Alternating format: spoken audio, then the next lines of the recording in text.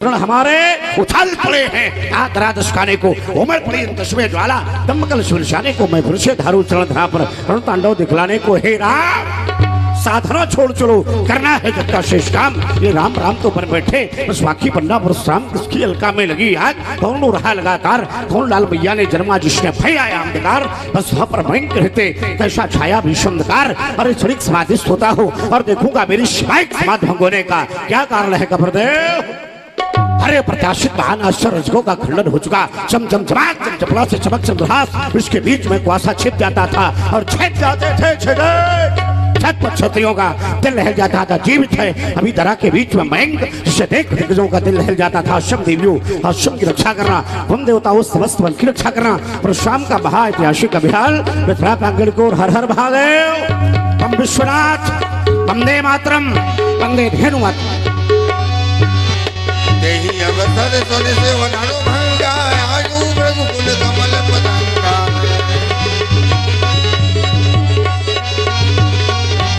देख महीप सकल सतु जाने बाज जपन चलु लबा लुकानी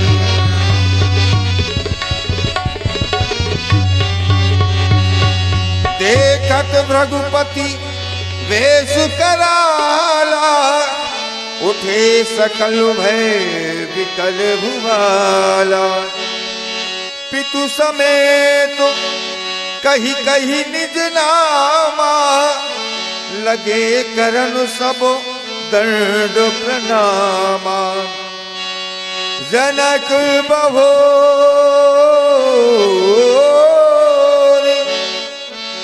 आये सिरुनावा शिवक प्रणाम कि अहो भाग्य मिथिला का हे तपोनिष्ठ आपका अभिनंदन।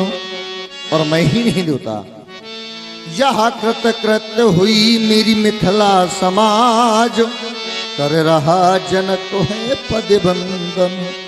शिवक प्रणाम। एक तरफ शासन है एक तरफ प्रशासन।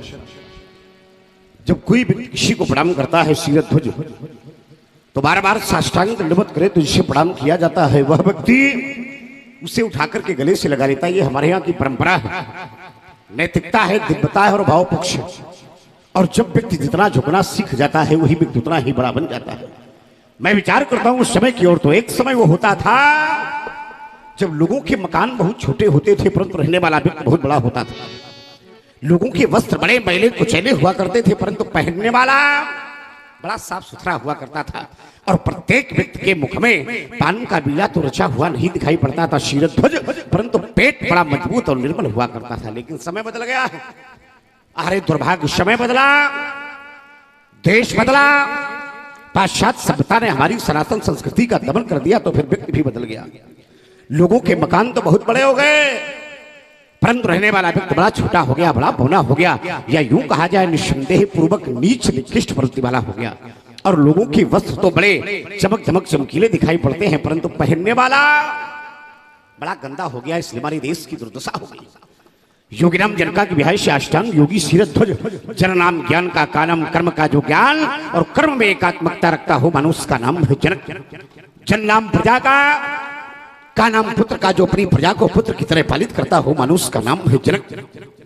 और जन नाम पृथ्वी का नाम आकाश का जिसका राज और सौर पृथ्वी से आकाश की ऊंचाई तक फैल गया हो मनुष्य का नाम है जनक। या फिर यूं कहा जाए व्यास जी जो आचार्य कहते हो जो गौरव गरिमा ज्ञान बढ़ावे वही जनक है। क्या बात है व्यास जो गौरव गरिमा ज्ञान बढ़ावे वही जनक है जो संतों का सम्मान बढ़ावे वही जनक है। इस पृथ्वी से पुत्री उपजावे वही जनक है और निज घर में भगवान बुलावे तो फिर वही जनक है। एक बार स्वयं परमपिता परमेश्वर को आने के लिए बाध्य कर दे रही परमात्मा तुम्हें आना ही पड़ेगा। मनुष्य का नाम है जनक और जनक तुम्हारे जीवन के लिए शुभाशीष हो। यह जनक तुम्हें जग मंगलमय हो। यह जनक तुम्हें जग मंगलमय हो। क्यों? क्योंकि यह जन जन की जानत भी हो, यह मूर्त मधुर महांत भी हो, इन शब्दों के सम्मानत भी हो, इस वसुधा के भगवान भी हो, पावन परम प्रवेश तुम्हें हो, यह जग में शौर्य कांति तुम्ही हो। फिर एक समय वो आएगा शीरध्वज, जब यह विश्व करेगा पूजा तेरी, जब यह विश्व करेगा पूजा तेरी, तुम्हें कभी न कोई भय हो। जनक तुम्हें जग मंगलमय हो, और जनक तुम्हें जग मंगलमय हो। धर्म के भो, धर्मावतारी भो, धर्मनिष्ठ भो, कर्तव्यनिष्ठ भो, आयुष्मान भो, तुम्हारा जीवन मंगल में हो। शिवाशीष कल्याणमस्तु, दिव्य शुभ मंगल। सी बुलाए प्रणाम करावा। आओ देखो ना, ये फारूक परशुराम जी हैं, इनको दोनों हाथ जो भैरव सिरध्वज की शिवालिका से प्रणाम करवा रहे हैं, और इसका मुखारबिंद मानो शास्त्रों और शिवालियों को भी लज्जित कर देने वाला है। और मैं विचार कर रहा हूँ, भगवान चंद्रमौली को बिहाय कर मिथिला में पधार मैया। ओम क्या ये कैलाशवती, क्या ये कैलाशपति मम स्वामिनी है पधारी, क्या विष्णु भवल से रमा है पधारी।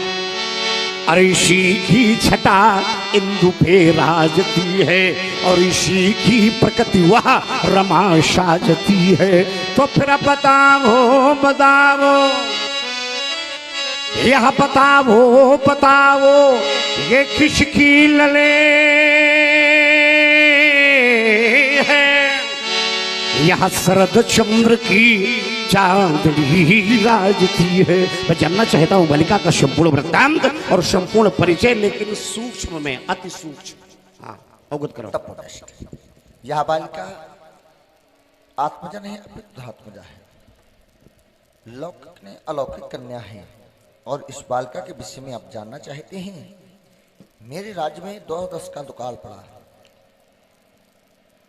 उसी समय देवरी श्रीनाथ जी का आगमन हुआ, और देवता उन्होंने एक उपाय बताया। कहा, राजन तुम और तुम्हारी पत्नी रानी सुनैना दोनों मही का कर्षण करो, और वो भी स्वर्ण मिथल से। लेकिन मेरे पास एक कर सोना नहीं था। वहीं पर सौराष्ट्र के राजा पूर्व उपस्थित थे, उन्होंने स्वर्ण मिथल दिया, और मैं चल पड़ा रानी सुनैना के साथ कि हल कर्षण मही का किया, और यह प्रकटी सुता अभिराम है। क्या नाम है बालिका का? रानी सुनैना ने पाला इसे, नाथ सीता नाम है। बड़ा दिव्य नाम है। सीता किसके द्वारा रखा गया है? देवर्षि नारद के द्वारा नाम रखा गया सीता। बड़ा दिव्य नाम है सीता, सर्वमयी सीता, सबके हृदय में वास करने वाली सीता, यह जगतमयी सीता, प्राणियों के हृदय में वास करने वाली सीता, और मेरे हृदय को मोह लेने वाली सीता। बेटी तुम्हारे लिए सुभाशीष है। धरती की विशाल अंत से उत्पन्न होने वाली बालिका, कर रही हो नमन, ओम कर रही हो नमन, कर रही हो नमन, मन में हो के मगन। तो ये आशीष है, राज रानी बनो, राज रानी बनो, महारानी बनो, इस धरा की शुभ कहानी बनो, गुड़ की खानी बनो, दया दानी बनो, तुम शिवानी बनो, कमला रानी बनो, राज रानी बनो, महारानी बनो। ओ जनक बालिका, ओ जनक बालिका, तुम हो जग पालिका, जग में बन कालिका, दुष्ट दानो हरो, राज रानी बनो, महारानी बनो, और इस धारा की शुभ कहानी बनो। आयुष्मती भो, अखंड सौभाग्यवती भो। ले जाओ सुंदर बालिका को, जाओ।